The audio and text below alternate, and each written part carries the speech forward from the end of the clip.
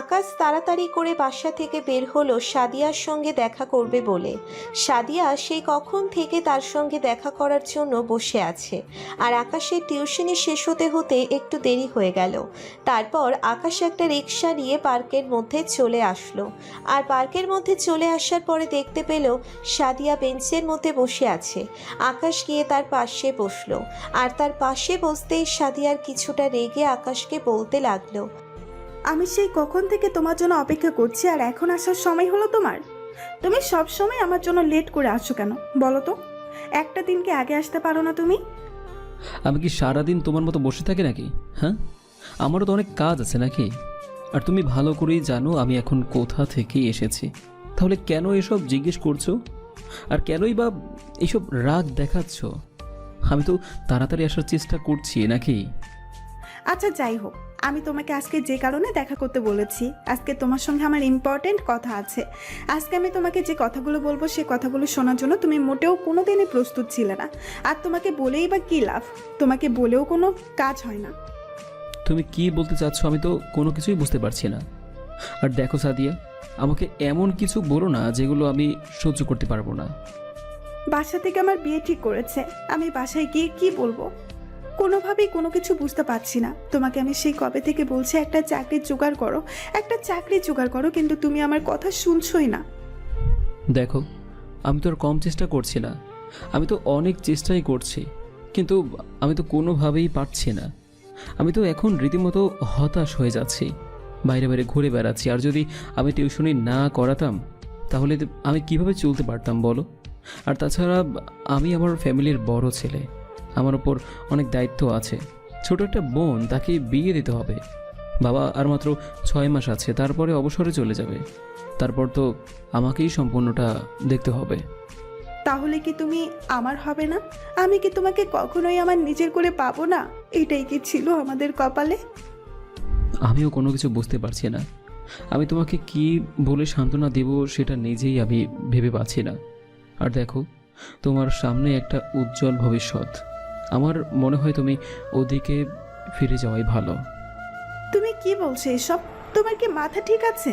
আর তুমি একটু আগেই না বললে আমি তোমাকে যেন এমন কোনো কথা না বলি যেটা তুমি সহ্য করতে পারবে না, আর তুমি এখন নিজেই আমাকে চলে যাওয়ার জন্য বলছো? তারপর আকাশ কোনো কথা বলল না। আকাশ চুপচাপ নদীটার দিকে তাকিয়ে আছে। নদী তার প্রবাহমান রেখায় চলছে। নদীতে কিছু ছেলে মেয়ে এসে গোসল করছে। আকাশের দেখতে বেশ ভালো লাগছে। আর আকাশ এটাও চিন্তা করছে সাদিয়াকে এখন সে কি বলবে। সাদিয়াকে এখন তার কি বলা দরকার। আকাশ যে সাদিয়াকে অনেক বেশি ভালোবাসে, সেই এসএসসি পাশ করার পর সাদিয়ার সঙ্গে আকাশের পরিচয় হয়। আর আজ প্রায় এত বছর হয়ে গেল তাদের মধ্যে ভালোবাসার কোনো কমতি ছিল না। আকাশ এখন অনার্স প্রথম বর্ষে ভর্তি হয়েছে। এত বছর ধরে তাদের রিলেশন, আর এই রিলেশনের মধ্যে একটা দিনও কথা বলা ছাড়া ওরা থাকেনি। আর সেই আকাশ এখন সাদিয়াকে চলে যাওয়ার জন্য বলছে। এটা যে আকাশের কতটা কষ্ট হচ্ছে এটা আকাশই একমাত্র বুঝতে পারছে। সাদিয়ারও কষ্ট হচ্ছে। সাদিয়া নীরবে কান্না করছে। আকাশ সেটা লক্ষ্য করে দেখছে, কিন্তু আকাশের কোনো কিছুই করার নেই, কারণ আকাশ তো নিরুপায়। আকাশ চাইলেও কিছু করতে পারবে না। তারপর আকাশ অনেকক্ষণ চুপ করে থাকার পর আকাশ আবারও সাদিয়াকে বলতে লাগলো, দেখো সাদিয়া, আমার জীবনের কোনো লক্ষ্য নেই। আমি চাকরির জন্য তো অনেক ট্রাই করেছি, কিন্তু কোনোভাবেই কোনো কিছু করতে পারছি না। আর তোমাকে তো আমি প্রায় একটা বছর ধরে এভাবেই ঘোরাচ্ছি। এভাবে আর ঘোরানোর কোনো দরকার নেই। আমার জীবনে হয়তো কোনো কিছুই হবে না। আসলে পৃথিবীর নিয়মটাই এরকম। পৃথিবীর মধ্যে মানুষ যেটা চায় সেটা অন্যের হয়ে যায়। যদি আমি কখনো জানতাম যে আল্লাহ তাআলা আমার কপালে এরকম রেখেছেন, তাহলে আমি কখনোই ভালোবাসতাম না। দেখো, আমি কোনো কিচ্ছু বুঝতে চাই না। আমি সত্যি তোমাকে অনেক ভালোবাসি। তুমি কি আমার ভালোবাসাটা উপলব্ধি করতে পারো না? আমি তোমাকে ছাড়া কখনোই থাকতে পারবো না। প্লিজ, তুমি আমাকে এরকম কোনো কথা বলো না। চলো আমরা দুইজন পালিয়ে যাই। আমি আমার এই অনিশ্চিত জীবনের সঙ্গে তোমাকে জড়াতে চাই না। তুমি তোমার মতো থাকবে আর আমি আমার মতো। আর বাসা থেকে যেহেতু বিয়েটা ঠিক করেছে, তুমি নিশ্চয়ই ছেলেটার ব্যাপারে জানো। হ্যাঁ, ছেলেটা ব্যাংকে চাকরি করে। বাবা মা বলেছে অনেক ভালো আর অনেক স্মার্ট, আমার সঙ্গে নাকি ভালোই মানাবে। কিন্তু তুমি এসব আমাকে কেন জিজ্ঞাসা করছো? আমি কি তোমাকে এসব জিজ্ঞাসা করতে বলেছি?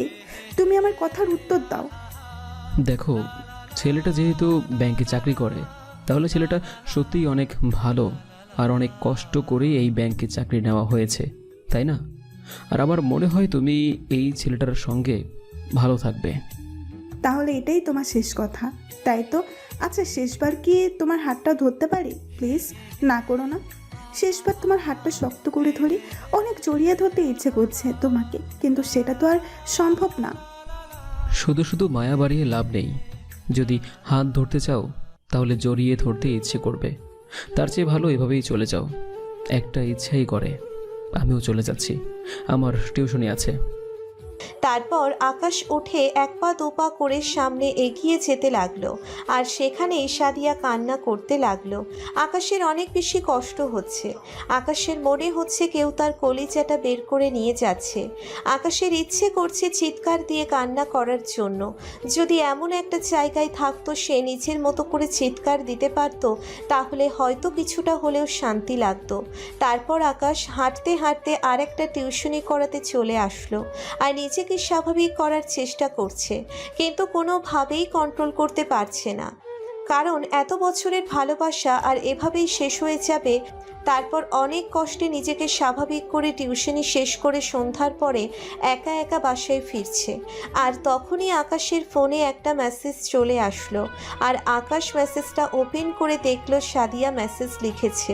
আর সাদিয়া লিখেছে, আগামী শুক্রবার আমার বিয়ে। মেসেজটা দেখার পরে আকাশ নিচে থেকেই নাম্বারটা ব্লক করে দিল। আর সব কিছু থেকে তাকে ব্লক করে দেওয়ার পরে সে বাসায় চলে আসলো। আর বাসায় আসতেই আকাশের মা আকাশকে জিজ্ঞেস করলো, কি রে আকাশ, তুই আজকে মনে হয় একটু দেরি করে এসেছিস, আর তোকে এমন দেখাচ্ছে কেন? কি হয়েছে তোর? তোর কি কোনো সমস্যা হয়েছে নাকি তুই অসুস্থ? না মা, আমার তেমন কোনো কিছুই হয়নি। তুমি শুধু শুধু আমাকে নিয়ে এতটা টেনশন করছো। আমাকে নিয়ে কোনো টেনশন করতে হবে না তোমার। আচ্ছা, খাবার দাও, অনেক ক্ষুধা লেগেছে। আকাশের মা আকাশের অবস্থা দেখে ভালো করেই বুঝতে পারছে যে আকাশের কোনো কিছু হয়েছে। আর আকাশ নিজেকে লুকানোর জন্য তার মাকে বলল তার খিদে পেয়েছে। তারপর আকাশ তাড়াতাড়ি করে রুমে এসে সে ওয়াশরুমে গিয়ে গোসল করতে লাগলো। সে অনেক সময় ধরে গোসল করলো, আর প্রায় 1 ঘন্টা পরে গোসল শেষ করে সে খাবার টেবিলে এসে খাবার খেতে লাগলো। আর তার মা তার পাশে বসে আছে। আকাশ নিজেকে স্বাভাবিক করে ফেলেছে, কারণ আকাশের এটা একটা ভালো গুণ, সে সবার চোখের সামনে নিজেকে রিপ্রেজেন্ট করতে পারে। তারপর আকাশ খাওয়া দাওয়া শেষ করে সে রুমে চলে আসলো, আর রুমে এসে শুয়ে পড়ল।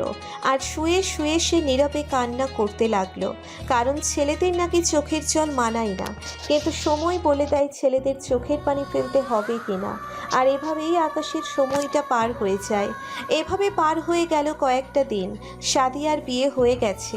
কয়েকদিন হলো সাদিয়া শ্বশুর বাড়িতে গিয়ে সে নিজেকে যথারীতি স্বাভাবিক করার চেষ্টা করছে, কিন্তু কোনোভাবেই সে আকাশকে ভুলতে পারছে না।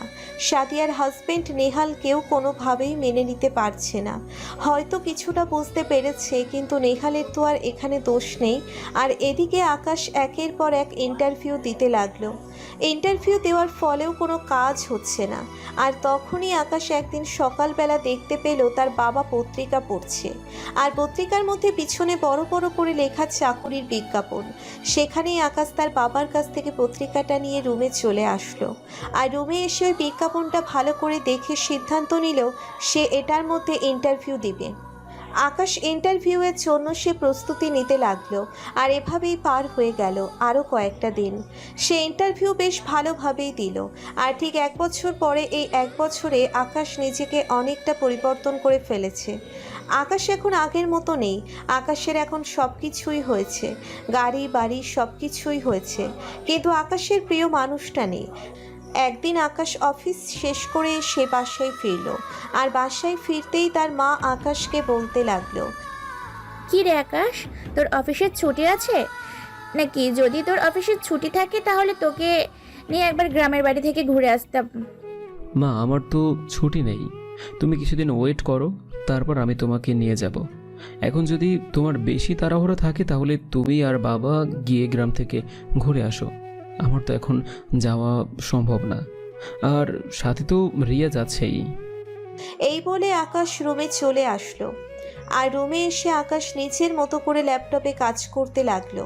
আর তখনই তার স্যার কল দিল। আর কিছুক্ষণ পরেই আকাশ কলটা রিসিভ করলো। আর কলটা রিসিভ করার পরে আকাশ সালাম দিল।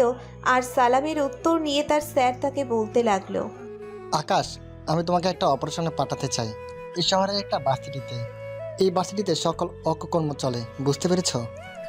জি স্যার, আমি কালকে আপনার সঙ্গে এসে দেখা করব, আপনি কোনো চিন্তা করবেন না। আর স্যার, যদি ডকুমেন্টগুলো আমাকে এখন পাঠিয়ে দিতেন তাহলে আমি একটু আগে থেকেই জেনে রাখতাম আর কি। ঠিক আছে, আমি তোমার ইমেলে পাঠিয়ে দিয়েছি, তুমি বিষয়টা দেখো। আর বিষয়টা দেখার পরে তুমি নিজেই কিছু কিছু বুঝতে পারবে, আর বাকিটা তো আমি তোমাকে বলবোই। আকাশ তারপর আরও কিছু কথা বলে কল কেটে দেয়। আর কল কেটে দেওয়ার পরেই সে কিছুক্ষণ কাজ করে রাতের খাবার খেয়ে ঘুমিয়ে যায়। পরদিন সকালবেলা আকাশ ঘুম থেকে উঠে যথারীতি ফ্রেশ হয়ে নেয়। আর ফ্রেশ হয়ে সে অফিসের জন্য রেডি হয়। আর অফিসের জন্য রেডি হয়ে নিজে এসে খাবার টেবিলে এসে নাস্তা করতে লাগলো। আর নাস্তা শেষ করে এসে রওনা দিলেও অফিসের উদ্দেশ্যে ড্রাইভার গাড়ি চালিয়ে যাচ্ছে। আর আকাশ পিছনে বসে আছে। আর হঠাৎ করেই আকাশ বাইরে তাকিয়ে দেখলো সাদিয়া রিকশায় করে মনে হয় কোথাও যাচ্ছে। সাথে একটা ছেলে আছে, এটাই হয়তো সাদিয়ার হাজবেন্ড হবে। আকাশ সাদিয়াকে একটা বছর পর দেখে সত্যিই অন্যরকম হয়ে গেল। আকাশের আগের পুরনো স্মৃতিগুলো মনে হতে লাগলো। আর আগের স্মৃতিগুলো যে আকাশকে ভীষণভাবে কষ্ট দেয়। তারপর আকাশ আরও কোনো দিকে না তাকিয়ে সোজা অফিসে চলে আসলো। আর অফিসে এসে সে তার কেবিনে বসে কিছুক্ষণ কাজ করে সে আবারও তার স্যারের কেবিনে চলে আসলো। আর কমিশনারের রুমে চলে আসার পর কমিশনারের কার্যালয়ে আরও কিছুজন বসে আছে। আর আকাশ গিয়ে সালাম দিয়ে সেখানে বসলো। আর তখন কমিশনার সাহেব আকাশের উদ্দেশ্য করে বলতে লাগলো, আকাশ, আমি তোমাকে অনেক বড় একটা দায়িত্ব দিতে চাই। আমি জানি তুমি আমাদের ডিপার্টমেন্টের একজন বেস্ট অফিসার, আর এই জন্য আমি তোমাকে সিলেক্ট করেছি। একটা ভার্সিটিতে মাদকদ্রব্য পাশার থেকে নারী কেলেঙ্কারি সব কিছু হয়ে থাকে, আর ওই ভার্সিটিতে সব কিছু হয়। তুমি তো বুঝতে পারছো, তুমি এই ভার্সিটিতে গিয়ে সকল কিছু গোড়ার থেকে উপড়ে ফেলবে, আর আমার বিশ্বাস তুমি এটা পারবে। জি স্যার, আমি আমার সাধ্যমতো চেষ্টা করব। স্যার, আমি কি কালকে যাব নাকি কিছুদিন পরে যাব? আর কি যদি বলতেন তাহলে আমার জন্য একটু ভালো হতো। তুমি চাইলে কালকে চলে যাও, যত তাড়াতাড়ি যাবে ততই তাড়াতাড়ি এটার সমাধান করতে পারবে। আর ওখানে তুমি শিক্ষক হিসাবে জয়েন করবে, আর আমার মনে হয় শিক্ষক হিসাবে যাওয়াটা সবচেয়ে বেশি বেটার হবে। জি স্যার, আপনি যেরকমটা বলবেন। আর স্যার, আমার সঙ্গে আমার টিম সহ যাবে, আর ওরা ওই ভার্সিটিতে ছাত্র হিসেবে থাকবে, তাহলেই আমার জন্য সুবিধা হবে। ঠিক আছে, আমি তাহলে ব্যবস্থা করছি। সকল কাগজপত্র এই নাও ফাইল, আর এগুলো দেখে তুমি ব্যবস্থা নিতে পারবে। এখানে মোটামুটি সবই তথ্য দিয়ে আছে, আর বাকিটা তোমাকে উদ্ধার করতে হবে। তুমি আর তোমার টিম তাহলে কালকে যাচ্ছ। তারপর আকাশ কমিশনারের সঙ্গে আরও কিছু কথা বলে সে সেখান থেকে চলে আসলো। আর সেখান থেকে সোজা থানায় এসে সে তার নিজের কাজ করতে লাগলো। আর এভাবেই সময়টা পার হয়ে যায়। পরদিন আকাশ সবাইকে বিদায় দিয়ে সে তার টিম সহ রওনা দিল। তারপর কিছুক্ষণ পরেই আকাশ গাড়িতেই ঘুমিয়ে গেল। আর ঘুমিয়ে পড়তেই সে মাঝে মাঝে সাদিয়াকে নিয়ে স্বপ্ন দেখে।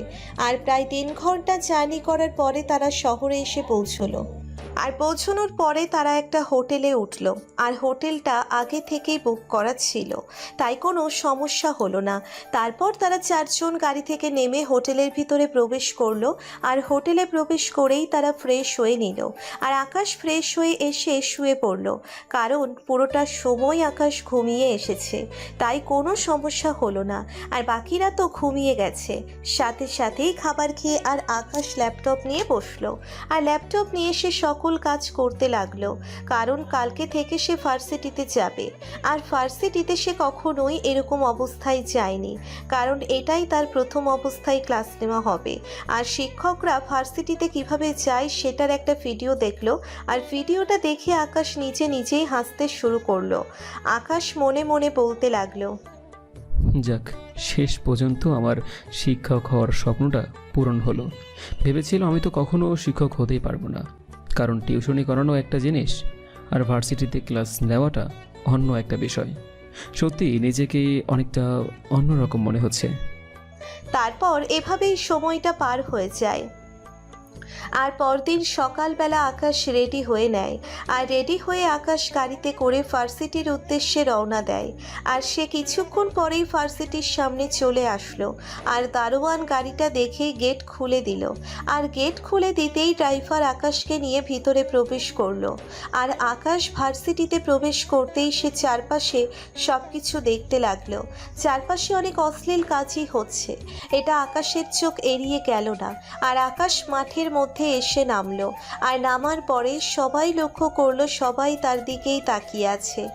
আমি আমার বান্ধবীদের সঙ্গে আড্ডা দিচ্ছিলাম, আর তখনই দেখলাম একটা গাড়ি থেকে একটা ছেলে নামলো। শুনেছি আজকে নাকি নতুন একটা স্যার জয়েন করবেন। স্যার নাকি অনেক বেশি স্মার্ট, সেটাই আমি শুনেছি। কিন্তু আমি যে এখনই এটা দেখতে পাবো, এটাই সত্যি অবাক করার মতো। আমি দেখতে পেলাম একটা স্মার্ট একটা ছেলে সামনের দিকে গাড়ি থেকে নেমে এগিয়ে যাচ্ছে অফিস রুমের দিকে। আমি হাঁ করে তাকিয়ে আছি, কারণ এরকম ছেলে আমি কখনোই দেখিনি। আমি তো পুরোই প্রথম দেখায় ক্রাশ খেয়ে গেছি। আর তখনই আমার সাথে থাকা বান্ধবী নীলা বলতে লাগলো, দোস্ত, আমি তো ছেলেটাকে দেখে ক্রাশ খেয়ে গেছি। ও, এটা তো আমার ছেলে না, এটা তো আবার আমাদেরই শিক্ষক। যাক, ভালোই হলো, এখন থেকে ক্লাস মিস করা যাবে না। দোস্ত একদম কিন্তু ওই স্যারের দিকে তাকাবি না। ওই স্যারকে শুধুমাত্র আমি দেখবো। আমি ছাড়া যদি অন্য কোনো মেয়ে ওর দিকে তাকায়, তাহলে আমি চোখ তুলে ফেলবো। তুই যে আমার বান্ধবী, সেটাও কিন্তু আমি ভুলে যাব, কারণ আমি প্রথম দেখায় অনেক ভালোবেসে ফেলেছি, বুঝতে পেরেছিস? আর কখনোই এভাবে দেখবি না, তাকে সম্মান করবি। শুধুমাত্র আমি তাকে আমার মতো করে দেব, বুঝতে পেরেছিস? আর আমার কথা না মানলে কি হবে সেটা তো তুই আগে থেকেই জানিস। এদিকে আকাশ কারোর সঙ্গে কোনো কথা না বলে সে অফিস রুমে চলে আসলো। আর অফিস রুমে এসে প্রিন্সিপালের সঙ্গে কিছু কথা বলল। আর প্রিন্সিপাল তাকে সময় মতো করে ক্লাসে নিয়ে গেল। আর ক্লাসে নিয়ে যাওয়ার পরে প্রিন্সিপাল সবার সঙ্গে তাকে পরিচয় করিয়ে দিল। সে আজকে থেকে ইংরেজি শিক্ষক। আর আকাশ সবার দিকে লক্ষ্য করছে। আর সবার দিকে লক্ষ্য করার পরে দেখলো সবাই তার দিকে মোটামুটিভাবে তাকিয়ে আছে। তারপর আকাশ ভালোভাবে লক্ষ্য করলো যে একটা মেয়ে তার দিকে এক ধ্যানে তাকিয়ে আছে। মেয়েটার দেখতে সত্যিই অনেক সুন্দর। মেয়েটা দেখতে পরীর মতো, যে কেউ মেয়েটার প্রেমে পড়ে যাবে। কিন্তু ও আকাশ এসব কি ভাবছে? আকাশ তো এখানে অন্য একটা কাজে এসেছে, আর এই কাজ ছেড়ে এসব করলে তো আর হবে না। আকাশ নিজেকে সামলিয়ে সবার সঙ্গে কিছু কথা বলল, আর প্রিন্সিপাল চলে গেল। আর তখন আকাশ নিজেকে পরিচয় দিতে লাগলো। I am your new English teacher. Hope you will treat me well. And from today, all the students in this university and those who trust me, if you create any disturbance, but I will not tolerate this at all. I will be with you. I will be like a friend if you are. আকাশের মুখে এরকম ইংরেজি বলা দেখে সবাই অবাক হয়ে তাকিয়ে রইল। আর মারিয়া তো পুরো আরও বেশি অবাক হয়ে গেল, কারণ এই ভার্সিটিতে যত ইংরেজি শিক্ষক এসেছে তারা কোনো অবস্থাতেই এমন ইংরেজিতে কথা বলেনি। সব সময় শুধু একটা কথাই বলতো যে আমি তোমাদের বোঝার জন্য আমি বাংলায় কথা বলছি, কিন্তু উনি তো পুরো ভিন্ন। আর তখন মারিয়া মনে মনে বলতে লাগলো, আমি তো ভেবেছিলাম স্যার হয়তো সবার মতোই ক্লাস নেবে, কিন্তু ওনার ক্লাস যে এইভাবে নেবে এটা তো আমি কখনো ভেবে দেখিনি। কারণ ওনার কথা বলার স্টাইল সত্যি অন্যরকম। আমি যতই দেখছি ততই পুরো ফিদা হয়ে যাচ্ছি। নীলা, তুই কিন্তু একদম স্যারের দিকে তাকাবি না, এটা শুধু আমার। So, let's start. And no one will disturb in the class. If anyone disturb, then I will throw you out of the class. At the end of the class, I will talk with you for 10 minutes. But not a word will be said in between. Sit and stand. G sir. Sir, আমি তো কোনো কথা বলিনি, আর আমি তো কোনো কিছুই করিনি। তোমাকে দেখেই তো ভণ্ডের মতো লাগছে। তুমি তো আর ইংরেজিতে কোনো কথা বুঝবে না। আচ্ছা, তোমরা ভার্সিটিতে আসো কী জন্য? হ্যাঁ, মাস্তানি করতে, গুন্ডামি করতে? চুলের স্টাইল কেন? আর হাতের নখগুলো এত বড় বড় কেন? আর কী সব জামাকাপড় পরে এসেছো? হ্যাঁ, কাল থেকে ভালোভাবে ভার্সিটিতে আসবে, আর না হলে ভার্সিটিতে আসার কোনো দরকার নেই। তারপর আকাশ তার নিজের মতো করে ক্লাস করাতে লাগলো। আকাশ ভেতরে ভেতরে একটু একটু ভয় পাচ্ছে, কারণ এই প্রথম এত বড় বড় ছেলে মেয়েদের ক্লাস নিচ্ছে। এতদিন ছোটদেরকে টিউশনি করাতো, প্রথমটা একটু একটু নার্ভাস লাগছে, কিন্তু আকাশ তার নিজের মতো করেই ক্লাস নিতে লাগলো। আর এভাবেই সময়টা পার হয়ে গেল। আকাশ তার নিজের মতো করে ক্লাস নেওয়া শেষ হলে সে লাস্টের 10 মিনিট সে সবার সঙ্গে কথা বলতে লাগলো, আর সবার সঙ্গে হাসি দিয়ে কথা বলল, সবার সঙ্গেই মজা করলো। আর এসবটা দেখেই পুরো ক্লাসের সবাই আকাশকে পছন্দ করলো। আর মারিয়া তো কোনো কথাই নেই, সে এক ধ্যানে তার দিকে তাকিয়ে আছে।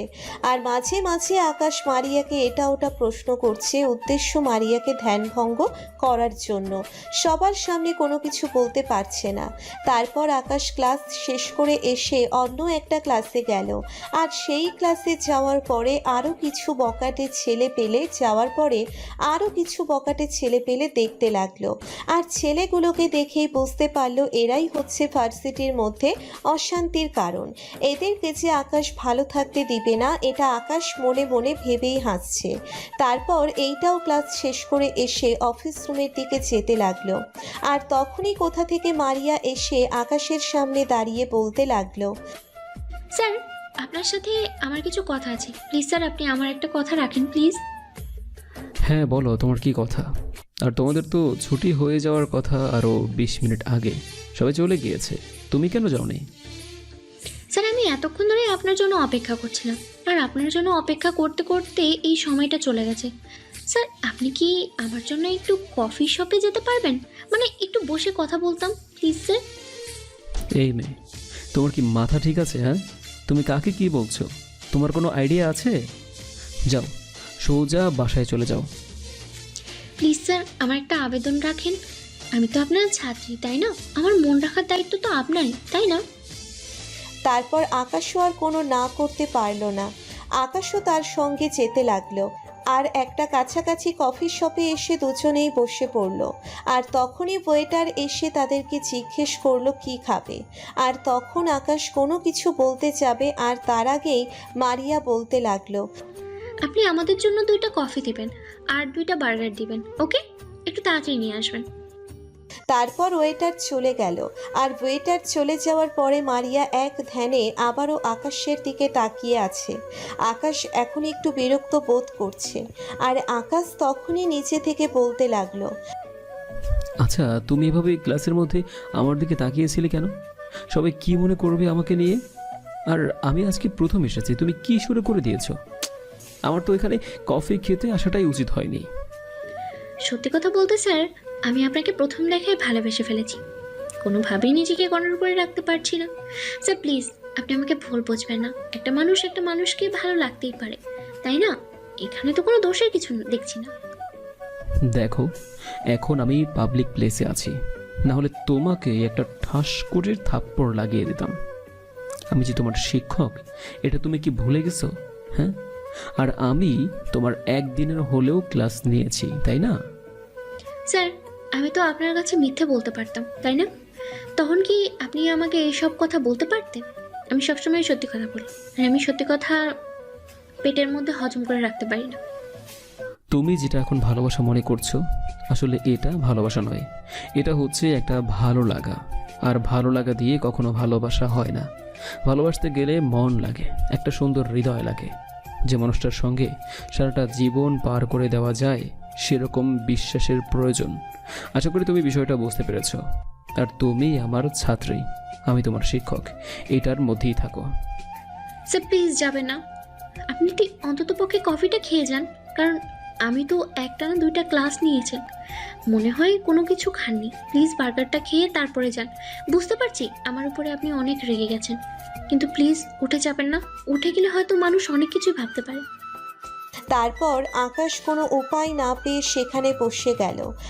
আর বসে বসে আকাশ ফোন টিপছে। আর কিছুক্ষণ পরেই ওয়েটার খাবার নিয়ে চলে আসলো। আর খাবার নিয়ে আসার পরে আকাশ নিজের মতো করেই খেয়ে যাচ্ছে।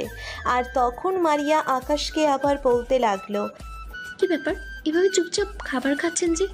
আচ্ছা, আমি একটা সত্যি কথা বলবো, আপনার কি আমাকে দেখে একটু ফিলিংস লাগে না?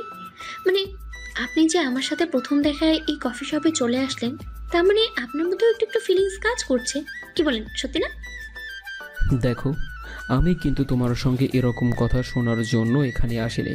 ওকে, তুমি প্লিজ এসব কথা বন্ধ করো আর চুপচাপ খাও, আর খেয়ে দিয়ে এখান থেকে বের হয়ে যাও। তারপর আকাশে নিজের মতো খাবার খেয়ে সে নিজেই বিলটা দিয়ে সেখান থেকে চলে যায়। আর সেখান থেকে সোজা বাসায় চলে আসে। আর বাসায় আসার পরে সে ফ্রেশ হয়ে আরও কিছু খাবার খেয়ে নেয়। আর খাবার খেয়ে সে ল্যাপটপ নিয়ে বসলো। আর ভার্সিটিতে সকল জায়গায় যে সিসি ক্যামেরা লাগিয়েছে সেটা ভালো করে চেক করতে লাগলো। আর তখনই দেখতে পেল তার ক্লাসের ছাত্র নিলয় সে একটা মেয়েকে একটা প্যাকেট দিচ্ছে। সিসি ক্যামেরায় মেয়েটার চেহারাটা ভালো করে দেখা যাচ্ছে না, কিন্তু এটা যে একটা মেয়ে এটা ভালো করেই বোঝা যাচ্ছে। আকাশ এই ভিডিওগুলো রেকর্ড করতে লাগলো আর প্যাকেটটার ভিতরে নিশ্চয়ই কোনো কিছু আছে। আর তারপর দেখলো মেয়েটা 1 নম্বর সিসি ক্যামেরা ছাড়িয়ে এসে হঠাৎ করে 5 নম্বর সিসি ক্যামেরার মধ্যে চলে আসলো। তার মানে মেয়েটা এখন 2য় তলায় আছে। 2য় তলায় মেয়েটা একদম ওয়াশরুমের কাছে চলে গেল। ওয়াশরুমটা একটু ভিতরে। আকাশ মনোযোগ দিয়ে সেটা দেখতে লাগলো। আর প্রায় ওয়াশরুম থেকে 30 মিনিট পর মেয়েটা বের হলো, আর সাথে একটা বক্স নিয়ে। এই বক্সের মধ্যে হয়তো কোনো কিছু আছে। আর এই বক্সটা সোজা মাঠের মধ্যে নিয়ে এসে একটা গাড়িতে উঠে পড়লো। আর তখন মেয়েটাকে আকাশ ভালো করে দেখতে পেল, কারণ এই মেয়েটা হচ্ছে নীলা, মারিয়ার বান্ধবী। তার মানে এই মেয়েটা এসব কাজ করে থাকে। আমি গাড়িতে করে জঙ্গলের দিকে যাচ্ছি। ওখানে আমার জন্য আরও একজন অপেক্ষা করছে। নিলয় আজকে সঠিকভাবে দিয়েছে কি না আজকে চেক করতে পারলাম না, কারণ শুনেছি আমাদের ভার্সিটিতে কেউ একজন আসবে আমাদের বিরুদ্ধে অ্যাকশন নেওয়ার জন্য। তার জন্য এই সাবধান হতে হবে। আমাদের আর কিছুক্ষণ পরেই আমরা দুজন গাড়িতে করে জঙ্গলে চলে আসলাম। আর জঙ্গলে চলে আসার পরে আমি দেখতে পেলাম ওরা আমাদের জন্য দাঁড়িয়ে অপেক্ষা করছে। আর আমরা গাড়ি থেকে নেমে ওদেরকে বক্স দিয়ে দিলাম। আর বক্স দিয়ে দেওয়ার পরে ওরা আমাদেরকে টাকার ব্যাগটা দিল। আর টাকার ব্যাগটা নিয়ে আমি ওদেরকে বিদায় দিয়ে আবারও ভার্সিটিতে চলে আসলাম। ভার্সিটিতে এসে আমি নিলয়ের কাছে ব্যাগটা দিয়ে বললাম, এখানে পুরো 1 কোটি টাকা আছে, বুঝতে পেরেছিস? এখন বাকিটা তোর সামলাতে হবে। আর এই টাকার ব্যাগটা ভালোভাবে ভাইয়ের কাছে পৌঁছে দিবি, কারণ রাস্তায় নাকি পুলিশের অনেক গার্ড পড়ে। আর বাকিটা তো আমি নিজেই ম্যানেজ করে নিব। আচ্ছা ঠিক আছে। আর শোনো, তুমি কিন্তু একটু সাবধানে থাকবে, কারণ তুমি যদি একটা বার ধরা পড়ে যাও তাহলে কিন্তু আমি নিজেও ধরা পড়ে যাব। আমি কিন্তু তোমার উপর নির্ভরশীল। আর ভাইয়ার সঙ্গে আমি ওই বিষয়টা নিয়ে কথা বলবো। তুমি মাল আসলে এগুলো পাঠাতে হবে। তারপর নিলয় ব্যাগটা নিয়ে চলে গেল। আর চলে যাওয়ার পরে নীলাও সেই বাসায় চলে আসলো। আর এদিকে এসব কিছু আকাশ দেখে পুরো অবাক হয়ে তাকিয়ে আছে, কারণ আকাশের কোনোভাবেই বিশ্বাস করতে পারছে না যে নীলার মতো একটা মেয়ে এরকম কাজ করতে পারে। কারণ নীলাকে সে দেখে উপর দিয়ে ভালোই মনে করেছে, কারণ যেহেতু মারিয়ার বান্ধবী, কিন্তু আকাশের ভাবনাটা ভুল হলো। তারপর আকাশের সময়টা এভাবেই পার হলো। আর রাতের বেলা আকাশ তার টিম সহ বের হলো। সে জঙ্গলের দিকে যাবে, ওখানে কোনো কিছু একটা থাকতে পারে। তারপর সে গাড়ি করে জঙ্গলে চলে আসলো। আর জঙ্গলে এসে একবার করে সামনে এগিয়ে যেতে লাগলো। সাথে সাকিব, রনি, রকি সবাই আছে। রনি একটু বেশি ভয় পাচ্ছে, আর সাকিবকে বলল ওই দিক দিয়ে যাওয়ার জন্য। আর আকাশ এদিক দিয়ে পিস্তল তাক করে সামনের দিকে এগিয়ে যেতে লাগলো। আর কিছু দূর যাওয়ার পরে দেখতে পেল কিছু ছেলে মেয়ে সেখানে অশ্লীল অঙ্গভঙ্গিতে নাচানাচি করছে। এটা দেখেই আকাশের মাথায় রক্ত উঠে গেল। আর আকাশ কোনো কিছু না ভেবে সেখানে গুলি করতে লাগলো। আর ওরা কোনোভাবেই প্রস্তুত ছিল না। আর ওরা 2-1 জন মারা গেল। আর তখনই আকাশ আর তার টিম সবাইকে ধরে ফেললো। আর সবাইকে ধরে ইচ্ছে মতো মারতে লাগলো। আর আকাশ একজনকে ধরে জিজ্ঞেস করলো, বল, তোদের সাথে কে কে আছে? তোদের বস কে? তোরা কার হয়ে এসব করছিস? সত্যি করে বল, নাহলে তোরা কিন্তু বাঁচতে পারবি না। আমরা মরার ভয় করি না কখনো। আমরা এখানে এই পথে আসার আগে মৃত্যু হাতে করে নিয়ে এসেছি। আমাদের এসব ভয় দেখিয়ে কোনো লাভ নাই। তোরা সবাইকে একই বাপের মনে করছিস নাকি রে? আমার ব্লাড গ্রুপটা না অন্য সব জায়গায় পাওয়া যায় না। আর কিভাবে কথা বের করতে হয় এটা আকাশ ভালো করেই জানে। তুই আমাদের কোনো কিছু করতে পারবি না। তুই নিজের পায়ে নিজে কোড়াল দিচ্ছিস। আমাদের হাত কতটা লম্বা এটা তোর কোনো ধারণা নাই। সাকিব, আমার বক্সটা একটু নিয়ে আয় তো। ভেবেছিলাম তাদেরকে আমাদের হোটেলে নিয়ে গিয়ে আদর যত্ন করব, কিন্তু সেটার যোগ্য আসলে তারা না। তোরা তো মাটির মানুষ, মাটিতেই থাকবি। তুই আমাদের সাথে কোনো কিছু করবি না। তুই কত টাকার বিনিময়ে আমাদেরকে এখান থেকে ছেড়ে দিবি সেটা বল। তুই যত টাকা চাইবি আমরা তত টাকাই দিব তোকে। টাকা দিয়ে কি আর ভালোবাসা হয়? তোর সাথে আমাদের ভালোবাসার গল্প হবে, আলাপ হবে, আরও কত কিছু হবে, তাই না সাকিব? স্যার, তাই তো। কত শখ করে আমরা ধরেছি এদেরকে শিক্ষা দেওয়ার জন্য। পরিবার ছেড়ে জঙ্গলে জঙ্গলে ঘুরতে হচ্ছে, আর এদের মতো সন্ত্রাসীদের বাঁচিয়ে রাখার দরকার নাই। দেখ সাকিব, কয়েকদিন হলো সিআইডিতে জয়েন করেছি, আর এখন এসব দেখে তারও ঘৃণা জন্মাচ্ছে। তাহলে তাদেরকে তো বাঁচিয়ে রাখা একদম উচিত হবে না। তারপর আকাশ হাতে একটা চার্জার ড্রিল মেশিন দিয়ে ওই ছেলেটার হাতের আঙ্গুলগুলো ফুটো করতে লাগলো। আর আকাশ হাত দিয়ে মুখ চেপে ধরেছে। আর তখনই সাকিব তাদের চোখের মধ্যে লবণ আর মরিচের গুঁড়ো দিতে যাবে, তখনই ওরা সবাই চিৎকার দিয়ে উঠে আর বলতে লাগলো, স্যার স্যার, আমাদেরকে আর কষ্ট দিবেন না, আমরা সহ্য করতে পারছি না। এর চেয়ে ভালো গুলি করে মেরে ফেলেন, এসব আর সহ্য করতে পারছি না। তাহলে বল, তোরা মেয়েগুলোকে কোথায় পাচার করিস? আর ভার্সিটির মধ্যে তোদের হয়ে কে সাহায্য করছে? আর এর পিছনে মাস্টার মাইন্ড কে আছে? আসলে আমি তেমন কোনো কিছু জানি না। আমি এসব কিছু নিয়ন্ত্রণ করি, আর আমাকে বস ফোন করে যেভাবে বলে আমি সেইভাবেই কাজ করে থাকি। আমাদেরকে ভার্সিটিতে নিলয় আর নীলা সাহায্য করে। এছাড়াও এখানে বাংলা শিক্ষক আছে, উনি মালামাল এনে সাপ্লাই করে আমাদের কাছে। ও আচ্ছা, তুই কি তোর বসকে কখনো দেখিস নাই?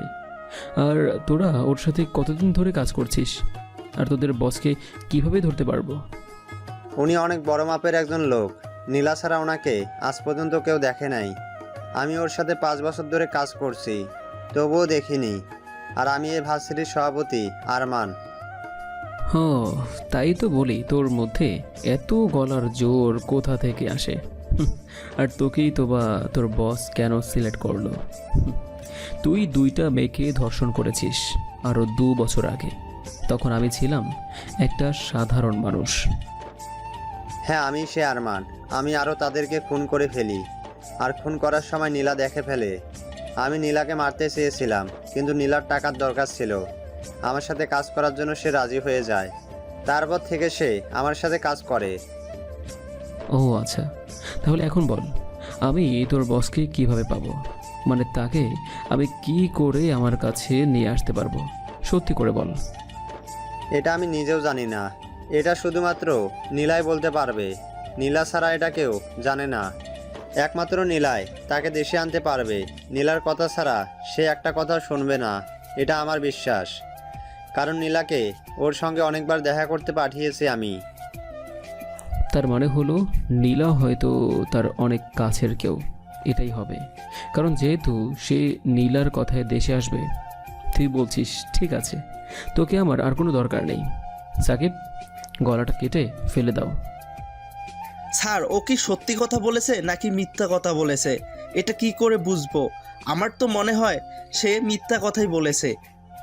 মৃত্যুর আগে কেউ মিথ্যা কথা বলে না সাকিব, তাই তো? আর যতটুকু তথ্য দিয়েছিস, এতটুকু না দিলেও আমি এমনিতেই তথ্য পেয়ে যেতাম। তুই সিআইডি নামে কলঙ্ক। কারণ কোনো অফিসার আসামিকে এভাবে মারে না। তুই আমাকে যেভাবে কষ্ট দিয়ে মারছিস, যদি একটাবার আমি নিজেকে ছাড়াতে পারি, তাহলে তোর কি অবস্থা করব সেটা তুই ভাবতেও পারবি না। তারপর আকাশ সে তার নিচের পায়ে থেকে ছুরিটা বের করে আরমানের গলাটা কেটে দেয়। আর আরমানের গলাটা কেটে দেওয়ার পরেই আরমানের গলা থেকে রক্ত বের হতে লাগলো। আর তারপর এটা দেখে সবাই ভয় পেয়ে যায়, আর সবাই জোরে জোরে চিৎকার করতে থাকে। আর আকাশ একটা একটা করে গলাটা সবার কেটে দেয়। আর তখন মনে হয় রক্তের বন্যা বইছে সেখানে। আর আকাশ সেখানেই লাশগুলোকে ফেলে আসে, কারণ এরা যেসব অন্যায় করেছে এটার জন্য জন্য এটাই শাস্তি এর প্রয়োজন ছিল। আর তখন সাকিব অনেকটা ভয় পেয়ে যায়, আর সাকিব ভয়ে ভয়ে আকাশকে জিজ্ঞেস করলো, স্যার আমি কিন্তু সত্যি অনেক ভয় পেয়ে গেছি। আপনার এমন রূপ আমি কখনোই দেখিনি। আপনাকে যতই দেখছি ততই আমি সত্যি অবাক হচ্ছি। আমি এখন ভালো করেই বুঝতে পারছি যে কেন আপনাকে এই দায়িত্বটা দেয়া হয়েছিল। শোনো, যারা চোর বাটপার তাদের সঙ্গে অন্য ব্যবহার, আর যারা দেশের ক্ষতি করছে, প্রতিনিয়ত দেশের মানুষের ক্ষতি করছে, যারা সাধারণ মেয়েদের পাচার করে দিচ্ছে, দিনে দুপুরে ধর্ষণ করছে, দেশের মধ্যে অস্থিতিশীলতা পরিবেশ তৈরি করছে, তাদের বেঁচে থাকার কোনো অধিকার নেই। তাদের ক্ষেত্রে এরকমই কঠিন হতে হয়। আরও একটা কারণ আছে, আমি যে কলাগুলো কাটলাম, এখন বাকিগুলো ভয় পাবে। জি স্যার, আমি বিষয়টা বুঝতে পারছি স্যার, কিন্তু আপনার যদি কোনো বিপদ হয় তখন ওরা তো নিশ্চয় জানতে পারবে যে এসব কাজ আপনি করেছেন, কারণ প্রশাসনের অনেক ক্ষেত্রেই তাদেরকে সাহায্য করে থাকে।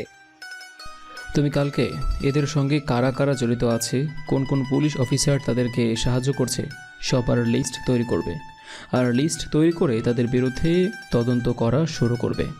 আর ভার্সিটি আমি সামলাবো।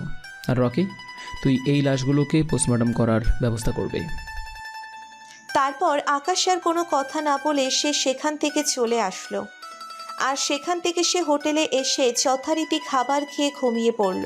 পরদিন সকালবেলা সে ঘুম থেকে উঠে ফ্রেশ হয়ে নিল, আর ফ্রেশ হয়ে খাবার খেয়ে ভার্সিটির উদ্দেশ্যে যেতে লাগলো। আর আজকে তার টিমরাও ভার্সিটিতে ক্লাস করবে। সবাই আকাশকে নিয়ে হাসাহাসি করছে, মজা করছে। আর তখন সাকিব আকাশের উদ্দেশ্যে বলতে লাগলো, স্যার অনেক দিন ধরে ইচ্ছা ছিল যে আপনার ক্লাস করার জন্য, কিন্তু স্যার এটা এত তাড়াতাড়ি পূরণ হবে এটা আসলে কখনো আমি আশা করিনি। যাক, ভালোই হয়েছে, আপনার ইংরেজি ক্লাসটা করতে পারবো। হাজার হলেও তো আপনি আমাদের ইংরেজি শিক্ষক। তুই এই বিষয়টা নিয়ে আমার সাথে মজা করছিস, আর আমি আছি আমার চিন্তায়। আর শোন, যেটা কাজের কথা, ওখানে গিয়ে কিন্তু নিলয় আর নীলার ওপরে ভালোভাবে খেয়াল রাখবে। আমি তো যতটুকু সম্ভব আমি করব, আর বাকিটা তোরা করবে। তারপর ওরা কথা বলতে বলতে ভার্সিটিতে চলে আসলো। আর ভার্সিটির আগেই ওরা সবাই নেমে গেল। আর তখন আকাশ গাড়ি নিয়ে ভার্সিটিতে প্রবেশ করলো। আর ভার্সিটিতে প্রবেশ করতেই সে গাড়ি থেকে নামলো। আর গাড়ি থেকে নামার পরেই দেখতে পেল মারিয়া তার দিকে এগিয়ে আসছে। আকাশ মাথা নিচে করে অফিস রুমে যেতে লাগলো, কিন্তু মারিয়ার কাছে সে হেরে গেল। মারিয়া দৌড়ে এসে আকাশের সামনে দাঁড়ালো, আর সামনে দাঁড়িয়ে বলতে লাগলো, কি ব্যাপার স্যার, আপনাকে এরকম বিষণ্ণ দেখাচ্ছে কেন? আর আমি যে সেই কখন থেকে আপনার জন্য ওয়েট করছি, আপনার এখন আসার সময় হলো? আচ্ছা, তোমার কি মাথা ঠিক আছে? হ্যাঁ, তুমি আমাকে কী সব বলছো? আর আমি কি তোমার বয়ফ্রেন্ড নাকি যে তুমি আমার সঙ্গে এরকমভাবে কথা বলছো? ছাত্রী আছো, নিজের জায়গায় থাকো, এর চেয়ে বেশি কিছু বোঝার দরকার নেই। ওকে? কিন্তু আপনি যদি আমাকে ভালোই না বাসেন, তাহলে আমি নিজেকে অন্য কিছু একটা করে ফেলবো। কারণ আমি কাউকে রাতে সারা রাত আপনার কথা ভেবেছি। এই যে দেখেন, আমার চোখ এখনও লাল হয়ে আছে। কি করব? আপনার কথাই সব সময় মনে হয়। আমার এটা কি আমার দোষ? ইচ্ছে করছে এখন আমার নিজের মাথায় আঘাত করার জন্য, কারণ তোমার এইসব আজেরা পেঁচাল আমার একদমই ভালো লাগছে না। ঠিক আছে, তুমি এখন যাও, তোমার সঙ্গে আমি অন্য সময় কথা বলবো।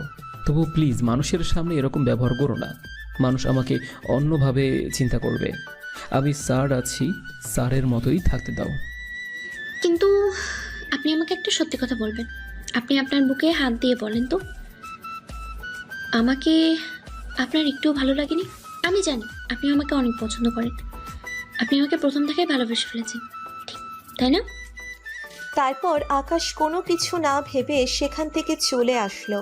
আর সেখান থেকে এসে অফিস রুমে গিয়ে বাংলা শিক্ষক বসে বসে ফোন টিপছে, হয়তো কারোর সঙ্গে চ্যাটিং করছে। আর সেটাই আকাশ লক্ষ্য করছে বারবার। তার কিছুক্ষণ পরেই আকাশের ক্লাসের সময় হয়ে গেল। তারপর আকাশ ক্লাসে চলে আসলো, আর ক্লাসে এসে দেখলো কার সঙ্গে ফোনে কথা বলছে। আর আকাশ বুঝতে বাকি রইল না যে নিলয় বাংলা শিক্ষকের সঙ্গেই মেসেজে কথা বলছে।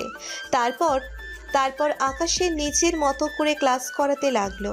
আর একটা সময় সে নিলয়ের কাছে চলে আসলো আর নীলের কাছে এসে নিলয়ের ব্যাগ করলো। আর নিলয়ের ব্যাগ করার পরে একটা বক্স পেল আর সবার সামনে সেই বক্স খুলতে লাগলো। আর তখন নিলয় আকাশের উদ্দেশ্যে বলতে লাগলো, স্যার প্লিজ স্যার, আপনি এরকমটা করবেন না। সবার সামনে এই বক্সটা খুলবেন না। আপনি যা যান আমি তাই দিব, তবুও প্লিজ আপনি এটা করবেন না। তুমি ভার্সিটিতে কি নিয়ে আসো এটা তো আমার দেখতে হবে। তুমি কি আমাকে সব স্যারদের মতো মনে করেছো যে তোমরা যা করবে আমি তাই সহ্য করব? যদি এটা ভেবে থাকো তাহলে ভুল। আর ক্লাসের মধ্যে যারা এরকম বক্স এনেছো তারা সরাসরি আমার কাছে দিয়ে দাও। আর যদি আমাকে চেক করতে হয় তাহলে কিন্তু তোমাদের খবর আছে। স্যার প্লিজ আপনি আমার একটা কথা বুঝতে চেষ্টা করুন। আপনি প্লিজ এটা খুলবেন না। আপনি যা চান আমি আপনাকে তাই দেব। তারপর আকাশের বক্স খুললো আর বক্স খুলে দেখতে পড়ল সেখানে ড্রাগস রয়েছে। আকাশ সঙ্গে সঙ্গে নীলাকে একটা থাপ্পড় মারলো, কিন্তু নিলয় প্রতিরোধ করে কোনো কিছু বলল না। নিলয় মাথা নিচু করে আছে আর নিলয়ের প্রচণ্ড রাগ হচ্ছে, কারণ আজ পর্যন্ত কোনো স্যার তাকে এটার ব্যাপারে কোনো কিছু বলার সাহস পায়নি, কিন্তু এই ডিরেক্ট থাপ্পড় মেরেছে, সেই জন্য নিলয়ের অনেকটা জেদ হচ্ছে। তারপর আকাশ কোনো কিছু না বলে সেই ড্রাগসগুলো নষ্ট করে দেয় সবার সামনে। তারপর নিচে ফ্রেশ হয়ে আবারও ক্লাস শুরু করলো। আর এটা দেখে সবাই অবাক, কারণ আজ পর্যন্ত এসব ব্যাপারে কোনো টিচার কোনো কিছু করেনি। আকাশই প্রথম। তারপর আকাশ ক্লাস শেষ করে এসে বের হলো। তারপর আকাশ ক্লাস থেকে বের হয়ে সে অফিস রুমের দিকে হাঁটা দিল। আর তখনই মারিয়া তার পিছনে পিছনে আসতে লাগলো। এটা আকাশ ভালো করে লক্ষ্য করলো আর হঠাৎ করে দেখলো আকাশের হাতের মধ্যে একটা লাল টার্গেট লাইটের মতো। আকাশের বুঝতে বাকি রইল না যে তাকে কেউ টার্গেট করছে দূর থেকে। আকাশ তাড়াতাড়ি করে মারিয়াকে ধাক্কা দিয়ে ফেলে দিল আর সঙ্গে সঙ্গে একটা গুলি তার মাথার উপর দিয়ে চলে গেল। আকাশ মারিয়ার উপরে পড়ে গেছে। মারিয়া তো এক ধ্যানে আকাশের দিকে তাকিয়ে আছে। তারপর আকাশ নিচু থেকে উঠল আর উঠে মারিয়ার হাত ধরে সে এখান থেকে তাড়াতাড়ি করে গাড়িতে উঠে পড়ল। আর ভার্সিটির সবাই সেটার জন্য অবাক হয়ে তাকিয়ে আছে। মারিয়া তো পুরোই অবাক। আর বেশ কিছু দূর যাওয়ার পরে একটা নিরিবিলি জায়গায় আকাশ গাড়িটা থামালো আর আমারই মারিয়া বলতে লাগলো, কি ব্যাপার, আপনি আমাকে এখানে কেন নিয়ে এসেছেন? আপনি তো আমাকে একদম সহ্য করতে পারেন না। আর এখন সবার সামনে থেকে আমাকে নিয়ে আসলেন, তখন কি আপনার মান সম্মানটা থাকবে? আমি বলেছিলাম যে তুমি আমার পিছনে পিছনে আসবে না। এখন যদি আমি তোমাকে সে সময় ধাক্কাটা না দিতাম তাহলে এখন তুমি কোথায় থাকতে সেটা কি তুমি জানো? আমাকে টার্গেট করা হয়েছিল গুলি করতে, আর সেখানে তুমি ছিলে। তোমার কি মাথা ঠিক আছে? হঠাৎ করে আপনাকে কেন ওরা মারতে যাবে? আর আমি তো কোনো কিছুই বুঝতে পারছি না। আমি তো প্রতিদিনই আপনার পেছনে পেছনে আসি, এটা নতুন কি, তাই না? আমি কালকেও পেছনে পেছনে গিয়েছিলাম, আজকেও। এখন থেকে তুমি আমার পিছনে সামনে কোথাও আসবে না, বুঝতে পেরেছো? এখন থেকে তুমি তোমার মতো করে চলাফেরা করবে, আমার আশেপাশে কখনোই আসবে না, তাহলে বিপদ হতে পারে। কেন? আমার কেন বিপদ হবে? আর ওরাই বা আপনাকে কেন মারতে চাইবে? আপনি বলেন। আপনি হলেন শিক্ষক, আপনি সবার বন্ধু, আর আমার ক্ষেত্রে আপনি অন্যরকম একটা মানুষ। তাহলে আপনাকে কেন ওরা শুধু শুধু মারতে চাইবে? তুমি এখন এত কিছু বুঝতে পারবে না, সময় হলে তুমি সব কিছুই জানতে পারবে। আর আমি ঠান্ডা মাথায় বলছি, তোমার যা কিছু বলার আমাকে আড়ালে বলবে। হ্যাঁ, সবার সামনে তুমি আমার সঙ্গে কথা বলবে না, তাহলে কিন্তু তোমার ওপর বিপদ আসতে পারে। এই শহরে কারোর ক্ষমতা নেই আমাকে মারার জন্য, বুঝতে পেরেছেন? আমি হলাম শফিক তালুকদারের একমাত্র মেয়ে, আমার উপরে কথা বলার সাহস কারো হয়নি। আচ্ছা, তুমি কি এমন ছোটবেলা থেকেই ঘাটতারা? আচ্ছা, এখন বাসায় চলে যাও, যেহেতু তোমার ক্লাস শেষ। আমিও বাসায় যাব। আর ভার্সিটি নিয়ে তোমার কোনো চিন্তা করতে হবে না। একজন শিক্ষক তার ছাত্রীকে নিয়ে গেছে, এটার মধ্যে অন্য কেউ কোনো কিছু মনে করবে না। তারপর আকাশ মারিয়ার সঙ্গে আরও কিছু কথা বলে সে সেখান থেকে চলে গেল। আর আকাশ হোটেলে চলে আসলো।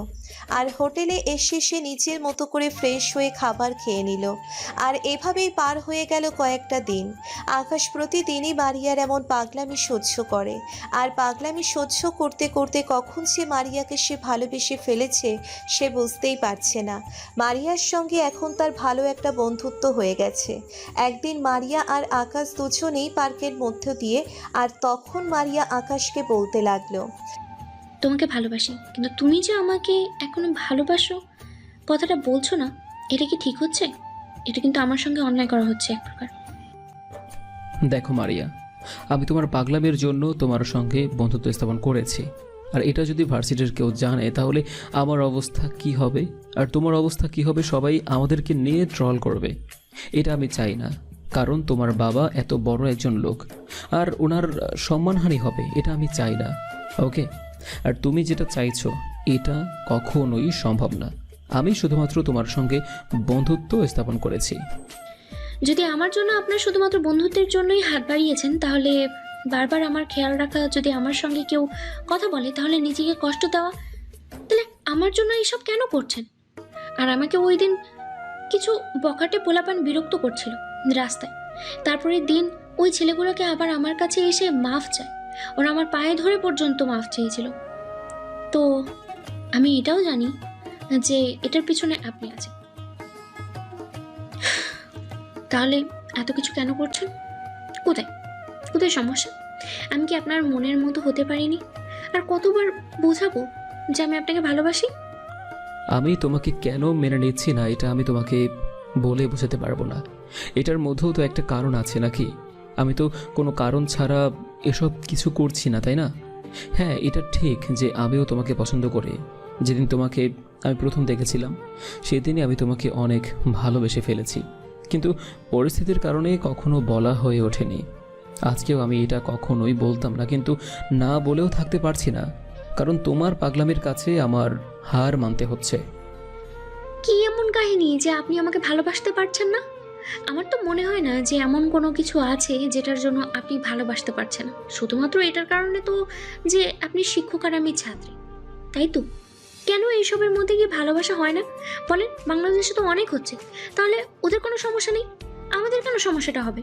আমরা দুইজন যদি ভালো থাকি তাহলে আর কেউ কি বললো না বললো সেদিকে তো আমার কোনো দেখার দরকার নেই। আসলে আমি একটা মেয়েকে ভালোবাসতাম। একটা মেয়ের সঙ্গে আমার প্রায় 2 বছর রিলেশন ছিল। তারপর আমি মারিয়াকে সব কিছু খুলে বললাম, সেই প্রথম থেকে। আর মারিয়া আমাকে কিছুক্ষণ পর বলতে লাগলো, হ্যাঁ, এটা ঠিক যে সাদিয়া আপনার ভালোবাসা ছিল, প্রথম ভালোবাসা, কিন্তু সে তো চলে গেছে। আর সেই চলে যাওয়ার পরে আপনি এখনো তাকে নিয়ে পড়ে আছেন কেন? সে যদি ভালো থাকতে পারে তাহলে আপনি কেন ভালো থাকতে পারবেন না?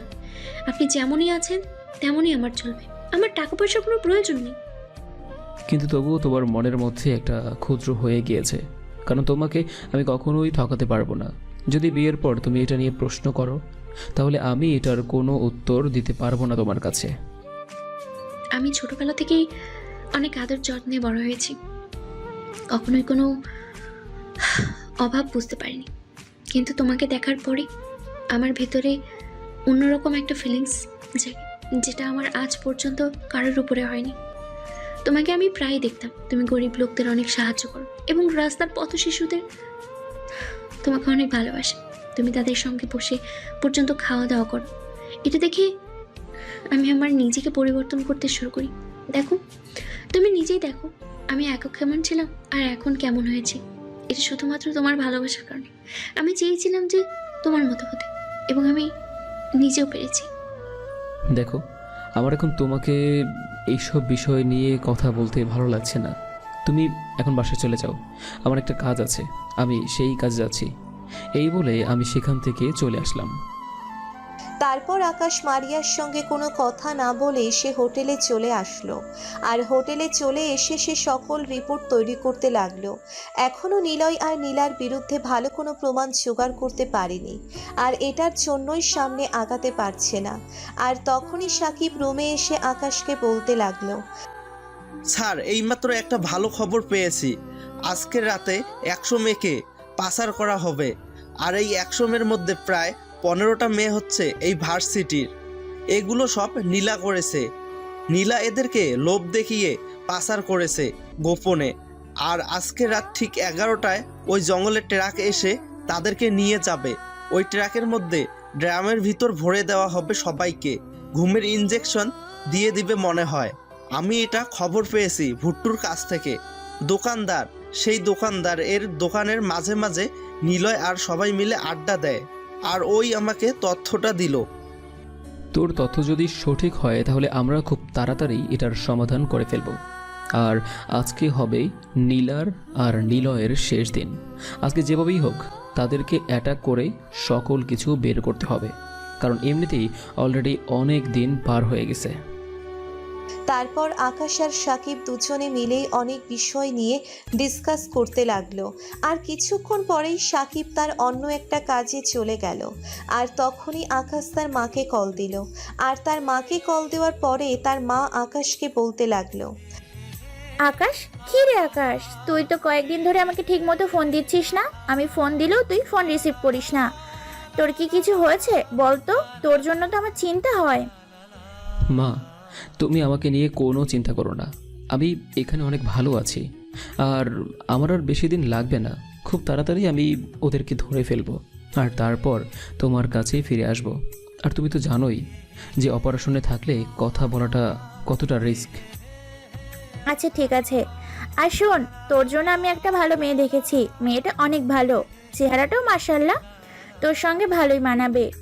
আমি আর তোর বাবা কালকে দেখতে যাব। তুই আসার পরেই বিয়েটা সেরে ফেলবো। মা, তুমি এসব এখন কি বলছো? আমি একটা কাজে আছি, আর এখন কি এইসব কথা বলার সময়? যখন সময় হবে তখন আমি তোমাকে এমনিতেই বলবো। তারপর আকাশ আরও কিছু কথা বলে কল কেটে দেয়। আর কল কেটে দেওয়ার পরেই আকাশ আবারও কাজ করতে লাগলো। আর এভাবেই সময়টা পার হয়ে যায়। রাতের বেলায় আকাশ তার টিম সহ বের হলো সেই জায়গার উদ্দেশ্যে যেখানে সাকিব থাকে। যেখানে সাকিব তাকে তথ্য দিয়েছিল, তারা জিপিএস ট্র্যাক করে সেখানে যেতে লাগলো। আর বেশ কিছুক্ষণ পরেই তারা সেখানে পৌঁছে গেল। আর পৌঁছে যাওয়ার পরেই তারা নিজেদের মতো পজিশন নিয়ে নিল। আর প্রায় 1 ঘন্টা অপেক্ষা করার পরেই দেখতে পেল 3টে গাড়ি এসে তাদের সেই জায়গায় থামলো। তারা আরও বেশি লুকিয়ে পড়ল। আর তখনই নিলয় আর নীলা গাড়ি থেকে নামলো। গাড়ি থেকে নামার পর একে একে মেয়েগুলোকে ধরে বের করলো নিলয়। পিস্তল তাক করে আছে মেয়েগুলোর দিকে। আর মেয়েগুলো ভয় পাচ্ছে অনেক বেশি। আর তখনই আরও 2টো গাড়ি আছে সেখানে থামলো। আর ওখানে নিলয়ের লোক রয়েছে। আর কখন নিলয় নীলাকে বলতে লাগলো, প্রথম কথা হচ্ছে আরমান ভাইকে কিন্তু এখানেই মেরে ফেলা হয়েছে, তাদের গলা কেটে ফেলেছিল। এখন আমারও কিন্তু অনেকটা ভয় হচ্ছে। নীলা, তুমি যত তাড়াতাড়ি পারো এগুলোকে তাড়াতাড়ি ট্রাকের মধ্যে তুলে দাও। আর আমি সবাইকে দিয়ে ইঞ্জেকশনটা দিয়ে দিয়েছি। আর ইঞ্জেকশন দেওয়ার 5 মিনিট পরেই ওরা অজ্ঞান হয়ে যাবে। আর 6 ঘন্টা পরে জেগে উঠবে। আর 6 ঘন্টার মধ্যে তো বর্ডার পার হয়ে যাবে। এই, তোরা সবাই ইঞ্জেকশনগুলো দিয়ে দে। আর আমি ওই ট্রাক ড্রাইভারকে ভালোভাবে বুঝিয়ে দিচ্ছি। আর সঙ্গে সানি, রাকিব, রকি, সাদ্দাম ধরা যাবে। আর যদি পুলিশে কোনো সমস্যা করে সোজা আমার কাছে কল দিবে, আমি পুলিশের সঙ্গে কথা বলবো। কিন্তু বাংলা শিক্ষক তো বলেছিল যে সে নাকি এরা মাঝ রাস্তায় থাকবে, এখানে সে আসতে পারবে না, এখানে আসলে নাকি তার সমস্যা হবে। এই শালা আর বাংলা শিক্ষককে মনে হয় গুলি করে উড়িয়ে দিই। শালার মন মেজাজ কোনো কিছুই বুঝতে পারি না, কখন যে কি করে বসে। আর তার জন্য যদি ধরা খেয়ে যায় অবস্থা কিন্তু খারাপ হয়ে যাবে। তুই কোনো চিন্তা করিস না, আমি ওনার সঙ্গে কথা বলেছি। উনি মনে হয় এখনই চলে আসবে এখানে। আর উনিও সঙ্গে যাবে। বুঝতে পেরেছিস, সুমনের সঙ্গে থাকলে মনে হয় না কোনো সমস্যা হবে, কারণ কমিশনার কিন্তু ওনাকে ভালো করেই চিনে। তারপর নীলা যখনই সামনের দিকে এগিয়ে যাবে আর তখনই আকাশের টিম সহ আকাশ তাদেরকে অ্যাটাক করে। আর তার মধ্যেই উপস্থিত হয় বাংলা শিক্ষকের গাড়িটা। সাকিব দিয়ে বাংলা শিক্ষককে অ্যারেস্ট করলো। আর আকাশ এলোপাথারি সবাইকে গুলি করতে লাগলো। আর ওরাও আকাশ থেকে গুলি করতে লাগলো। এভাবে তুমুল গোলাগুলি হওয়ার পরে এরা এক একজন এক এক দিকে পালিয়ে যাচ্ছে। আর আকাশ গিয়ে নীলাকে লাথি মেরে ফেলে দেয়। আর সাকিব বাংলা শিক্ষককে অ্যারেস্ট করে সে গাড়িতে বসিয়ে সাকিব গিয়ে নীলাকে মারতে শুরু করলো। আর এভাবে সবাইকে গুলি করে দেওয়ার পর শুধুমাত্র নীলা আর নিলয় বেঁচে আছে। আর এদিকে সাকিব আর রনি মিলে সে বাংলা শিক্ষককে ইনজেকশন দিয়ে ঘুম পাড়িয়ে দিয়েছে, তাই তাকে নিয়ে কোনো চিন্তা নেই। আর তখনই আকাশ নীলাকে গাড়ির সঙ্গে ধাক্কা দিয়ে ফেলে দিল, আর নীলা গাড়িতে ধাক্কা খেয়ে নিচে পড়ে গেল। আর তারপর আকাশ সামনে এসে পিস্তল তাক করলো, আর পিস্তলটা তাক করতেই নীলা বলতে লাগলো, আমি অনেক দিন ধরে সন্দেহ করছিলাম যে সব কিছুর পেছনে তুই একমাত্র আছিস, আর তোর ব্যাপারে খোঁজ নেওয়া হয়ে গেছে। তোকে খুব তাড়াতাড়ি এই দুনিয়া ছেড়ে দিতে হবে, তুই রেডি থাক। আমি চাইলে তোকে অনেকদিন আগেই অ্যারেস্ট করতে পারতাম, শুধুমাত্র তোদের জন্য আমি ভার্সিটিতে শিক্ষক হিসেবে জয়েন করি। আর তোদের মতো মানুষ এতটা নিচে নামতে পারে এটা আসলে তোদের ভার্সিটিতে না আসলে আমি কখনোই জানতে পারতাম না। একটা মেয়ে এতটা খারাপ হয় কি করে? বল, তোদের বসকে? আমার জীবন থাকা অবস্থায় আমি এটা কখনোই বলবো না, বুঝতে পেরেছিস? আর আমাদের কোনো ভয় নেই, আমরা নির্ভয়ে সব কাজ করি। আর যদি একবার এখান থেকে ছাড়া পাই তাহলে তোর কী অবস্থা করব সেটা তুই নিজেও জানিস না। আমি কি গাধা না ঘোড়া?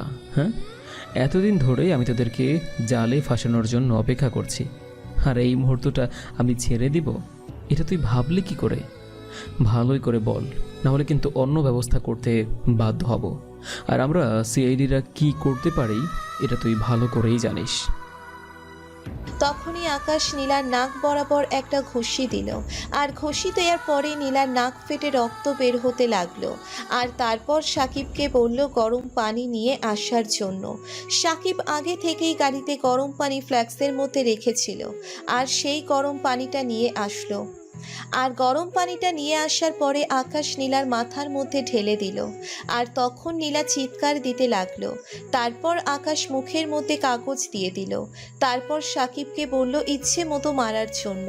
আর তখন আবারও আকাশ বলতে লাগলো, প্রশাসন আমাকে বলে দিয়েছে তোদের সব কিছুর বিরুদ্ধে আমি যেন প্রমাণ জোগাড় করে তাদেরকে অ্যারেস্ট করি, কিন্তু তোকে অ্যারেস্ট করলে শুধু শুধু সরকারের অন্ন ধ্বংস হবে। আর আমি চাই না যে সরকারের অন্ন ধ্বংস করা হোক। আর এই জন্যই তোকে এমন কষ্ট দিয়ে মারবো যে আর কখনো কেউ এসব কাজ করতে সাহস না পায়। তুই কতগুলো মেয়ের জীবন নষ্ট করেছিস সেটা আমি নিজেও হিসেব করে বলতে পারবো না। আমি টাকার জন্য এসব পথে জড়িয়ে গিয়েছিলাম, আমাকে ক্ষমা করে দিন স্যার। আমি অনেক বড় অন্যায় করে ফেলেছি, প্লিজ আমাকে ছেড়ে দিন, আমাকে আর মারবেন না, অনেক কষ্ট হচ্ছে। কেন এখন কেন কষ্ট হচ্ছে? তুই যখন ওই মেয়েগুলোকে পাচার করে দিস তখন ওদের কি কষ্ট হয় না? ওদের কি কম নির্যাতন করা হয় বিদেশে নিয়ে যাওয়ার পরে? এখন ভালোই ভালোই বলছি, তোদেরকে এটা বলছি যে এদের পিছনে কে আছে তাড়াতাড়ি বল। স্যার আমাকে আর মারবেন না, আমি সব কিছু বলে দিচ্ছি। আমি আর সহ্য করতে পারছি না। আমাদের এসব কিছুর পিছনে রয়েছে আমাদের প্রিন্সিপাল। ওই প্রিন্সিপালের কথাই আমরা এসব করে থাকি। আকাশ তারপর এগুলো সবকিছু আগে থেকেই ভিডিও করছিল, আর আকাশ তা খুনিগুলো করে তাদেরকে মেরে ফেলে। আর মেরে ফেলার পরে লাশগুলোকে অ্যাম্বুলেন্স দিয়ে পাঠিয়ে দেয়। তারপর ওদের টিম সহ চলে আসলো প্রিন্সিপালের বাড়ির সামনে, আর প্রিন্সিপালের রুমে গিয়ে প্রিন্সিপালকে অ্যারেস্ট করে কোনো কথা ছাড়াই। তারপর প্রিন্সিপালকে থেরাপি দেওয়ার পরে প্রিন্সিপাল সকল কিছু স্বীকার করে। তারপর এভাবেই পার হয়ে গেল 2টা দিন। এই 2টা দিন আকাশ সকল কিছু রিপোর্ট তৈরি করেছে, আর আজকে এসে নিজের শহরে ফিরে এসেছে, তবে সেটা মারিয়াকে না জানিয়ে। এদিকে মারিয়া টিভি নিউজের মধ্যে আকাশকে দেখলো, আর আকাশকে দেখে সে যেন কোনোভাবেই বিশ্বাস করতে পারছে না, তাহলে এটা সিআইডি অফিসার ছিল। আকাশ ওদিকে স্যারের কাছে সকল রিপোর্ট জমা দেওয়ার পরে স্যার তাকে বলতে লাগলো, আমি তোমার কাজে অনেক বেশি খুশি হয়েছি। আমি জানতাম তুমি সকল কিছু গোড়ার থেকে উপড়ে ফেলতে পারবে। তোমার উপর আমার সম্পূর্ণ বিশ্বাস ছিল। এসব অকর্ম অনেক বছর ধরে হয়ে আছে, আর তুমি যাদের বিরুদ্ধে কথা বা তথ্য দিয়েছিলে ওদের বিরুদ্ধে ব্যবস্থা নেওয়া হয়ে গেছে। সকল পুলিশ অফিসারকে অ্যারেস্ট করা হয়েছে যারা প্রিন্সিপালকে সাহায্য করেছে, আর প্রিন্সিপালের শুধুমাত্র ফাঁসি হবে। স্যার এসব কী বলছেন? এটা তো আমার দায়িত্ব ছিল। আমি আমার দায়িত্বকে অনেক বেশি শ্রদ্ধা করি, সম্মান করি। আমি শুধু আমার দায়িত্ব পালন করেছি, আর আমি যে দেশের জন্য কোনো কিছু করতে পেরেছি এটাই আমার কাছে অনেক বেশি ভালো লাগা। তারপর আকাশ আর স্যার মিলে অনেক বিষয় নিয়ে কথা বলতে লাগলো। আর আকাশ চলে আসলো তার বাসায়। আকাশ মারিয়াকে প্রচুর মিস করছে। এখন মারিয়াকে কি সে ফোন করবে? কারণ 2 দিন কাজের চাপে মারিয়াকে ফোন করা হয়নি, ফোনটা বন্ধ করে রেখেছিল। আর আকাশ বাসায় এসে ফ্রেশ হয়ে বিছানায় শুয়ে পড়ল। আর বিছানায় শুয়ে এসে ফোনটা চালু করতেই দেখতে পেল প্রায় 1500 মেসেজ আর অনেকগুলো কল। আর বলতে না বলতেই মারিয়ার নাম্বার থেকে আবারও কল চলে আসলো। আর মারিয়ার কলটা রিসিভ করতেই মারিয়া ওপাশ থেকে বলতে লাগলো, কি ব্যাপার, তুমি আমার 2 দিন ধরে কল ধরছো না কেন? প্লিজ তুমি একটু বুঝতে চেষ্টা করো, আমার অবস্থা অনেক খারাপ। আমি নিজের অনেকটা ক্ষতি করে ফেলেছি। আমি এখন হাসপাতালে আছি, আর হাসপাতাল থেকে বাবার কাছ থেকে ফোনটা নিয়ে তোমাকে ফোন করলাম। মানে কি, তুমি আমার জন্য কেন এসব কিছু করতে গেলে? আর আমি তো অপারেশনের জন্য ব্যস্ত ছিলাম, তার জন্যই তোমার ফোনটা ধরতে পারিনি। তুমি তো হয়তো নিউজে দেখেছো। তারপর আকাশ তাড়াতাড়ি করে বাসা থেকে বের হয়ে সে ফ্লাইটে করে মারিয়ার কাছে চলে আসলো। আর মারিয়াকে দেখলো সে হাসপাতালের কেবিনে শুয়ে আছে, আর সাথে তার বাবা মা রয়েছে। আর আকাশ গিয়ে ডাক্তারের সঙ্গে কথা বলল। আর ডাক্তার জানালো কয়েকদিন ঠিকমতো খাওয়া দাওয়া না করায় শরীর অনেক দুর্বল হয়ে গিয়েছিল, তার জন্য অজ্ঞান হয়ে গিয়েছিল। তারপর আকাশ ডাক্তারকে সঙ্গে আরও কিছু কথা বলে সে কেবিনে চলে আসলো। আর কেবিনে এসে তার বাবা মাকে সালাম দিয়ে পাশে বসলো। আর তার বাবা মা সেখান থেকে বের হয়ে চলে গেল, কারণ তার বাবা মা ভালো করেই আকাশের ব্যাপারে জানে। আর তখনই মারিয়া আকাশকে জড়িয়ে ধরে কান্না করতে লাগলো। তারপর এভাবেই কয়েকটা দিন পার হয়ে গেল, আর মারিয়াও সুস্থ হয়ে গেল। আকাশ তার বাবা মাকে জানালো, আর তাদের পারিবারিকভাবেই বিয়েটা হয়ে গেল। আকাশ এখন দাঁড়িয়ে আছে বাসর ঘরের সামনে, আর সাথে তার হারামি বন্ধুগুলো রয়েছে। আর সবাই মিলে আকাশের সাথে ফজলামো করছে। আর আকাশ বন্ধুদের কাছ থেকে বিদায় নিয়ে বাসর ঘরে প্রবেশ করলো। আর প্রবেশ করতেই আকাশ বিছানার দিকে তাকিয়ে দেখতে পেল মারিয়া ঘুমিয়ে গিয়েছে। আকাশ কিছুটা অবাক হলো। আর আকাশ নিজে ফ্রেশ হয়ে লাইট বন্ধ করে চুপচাপ তার পাশে শুয়ে পড়ল। আর শুয়ে পড়ে মারিয়াকে তার নিজের বুকের মধ্য নিয়ে নিল। আর তখনই মারিয়া খিলখিল করে হাসতে লাগলো। আর তখনই আকাশ মারিয়াকে বলতে লাগলো, তার মানে তুমি এতক্ষণ জেগেছিলা, আর আমি আরও ভেবেছিলাম যে তুমি ঘুমিয়ে গিয়েছো, তার জন্যই তোমাকে ডাকিনি। তো ঘুমাবো না তো কি করবো শুনি? আমি সেই কতক্ষণ ধরে তোমার জন্য বসে বসে অপেক্ষা করছি, আর বসে থাকতে থাকতে আমার কোমর ব্যথা হয়ে গেছে। আর তোমার এখন রাত 2টার সময় আসার সময় হলো, রাতও প্রায় শেষ হয়ে গেছে। কখন বাসরাত করবো শুনি? তোমার তো এখনও নাক টিপ দিলে দুধ বের হবে, আর তুমি এখন বাসররাত করার চেষ্টা করছো? চুপচাপ ঘুমিয়ে পড়ো। তাছাড়া তুমি কিন্তু এখনো সম্পূর্ণ সুস্থ হওনি। চুপ, এখন কিন্তু সত্যি সত্যি মার দেবো, কারণ এতদিন আমাকে অনেক কষ্ট দিয়েছো, আর এখনো কি আমাকে কষ্ট দেওয়ার কোনো বাকি আছে? যদি এখন কষ্ট দাও তাহলে কিন্তু সোজা আমি দেখে শেষ করে ফেলবো, আর কখনো খুঁজে পাবে না। আরেকটা বার এইসব কথা বললে থাপ্পড় দিয়ে সবগুলো দাঁত ফেলে দেবো। এখন ঘুমিয়ে পড়ো, অনেক রাত হয়েছে। আর আমার কি দোষ? আমি তো তাড়াতাড়ি আসতে চেয়েছিলাম, কিন্তু বন্ধু বান্ধবী তো ছাড়তে চাচ্ছিল না। আর আজকে রাতে আমি তোমাকে এত আদর করব যে তুমি কোনো দিন আমাকে ছেড়ে একটা মুহূর্ত থাকতে পারবে না, বুঝতে পেরেছো? আর জানো, আজকে আমি অনেক লজ্জা পেয়েছি, কারণ রিয়া এসে বলেছে ভাইয়া এবং তুমি বিছানায় ঘোরাঘুরি করতে পারবে, কোনো সমস্যা হবে না, ফুলের কোনো কাটে। তোমার 10টা না 5টা না একটা মাত্র ননদ, তো তোমাকে তো এসব বলবেই। আর এখনও তো কত লজ্জা পাওয়ার বাকি আছে। সবচেয়ে বেশি লজ্জা তো দেব আমি। 1 বছরের মধ্যে যদি আমি মা হতে না পারি তাহলে সোজা বাপের বাড়ি চলে যাবো, বুঝতে পেরেছো? এখন যেটা করার সেটা করো, কোনো কথা বলবে না। তারপর আকাশ মারিয়ার ঠোঁটজোড়া দখল করে নিল। আর মারিয়াও রেসপন্স করতে লাগলো। আর এভাবেই পার হতে থাকুক তাদের মিষ্টি ভালোবাসার গল্পটা। নতুন নতুন ভালোবাসার গল্প পেতে আমাদের চ্যানেলটা এখনই সাবস্ক্রাইব করবেন। ধন্যবাদ সবাইকে।